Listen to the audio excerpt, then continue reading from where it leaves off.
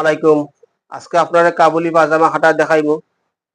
দীর্ঘ 4 গিরা হাবল যে কিভাবে হাঁটবা আপনারা দেখা 22 বেশম করে লইবা, এক পাট বড় এক পাট ছোট। ওদিকে আমি জোড়া দিমু। জোড়া দিলে মনে করেন আপনার গিয়ার গুলা পাজামার গিয়ার হইব আইসি 15 ইঞ্চি, 15 ইঞ্চিতে আমি 7 ইঞ্চিতে নেফা আছে কোমরের, নেফা রাখছে 7 ইঞ্চি, 7 ইঞ্চি থেকে 15 ইঞ্চি যে হাই, ওই যে হাইয়ের মাপ দিলাম। লম্বা 39 ইঞ্চি, 39 ইঞ্চি মার্কা দিলাম। পাওয়ার যে নিচ সাইড এখন হইব 13 ইঞ্চি, 6.5 মার্কা দিলাম। এরপরে ও ধোকা, ও এটা মার্কা দিয়া দিলাম।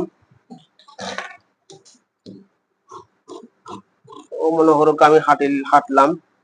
এগুলা দীর্ঘ সাফর হইলে একটু সাইডে দিয়ে গিয়ার দেওয়া নাই, আর যদি 2.5 গজ সাফর হয় তাহলে সাইডে দিয়ে গিয়ার দেওয়া লাগে না, ডবল গিয়ার দিলেই সুন্দর হয়, ডবল জোড়া দিয়া।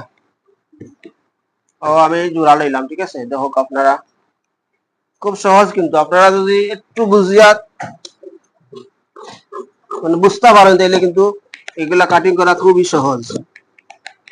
আপনারা মনোযোগ সহকারে দেখবা। এই যে হাই আমি হাঁটলাম, ঠিক আছে।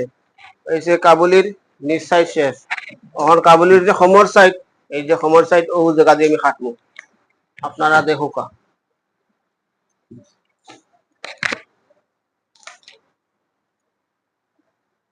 নেফা নিলাম আমি 25 ইঞ্চি, মানে গুইরা 50 ইঞ্চি হইব, 25 ইঞ্চি নিলাম।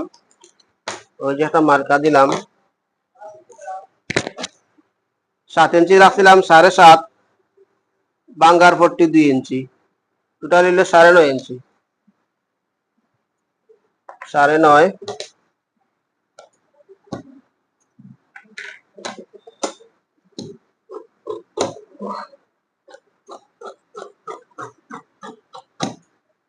ওখানে আমি ওখানে জোড়া একটু লিম, ওকে রাখি জানো।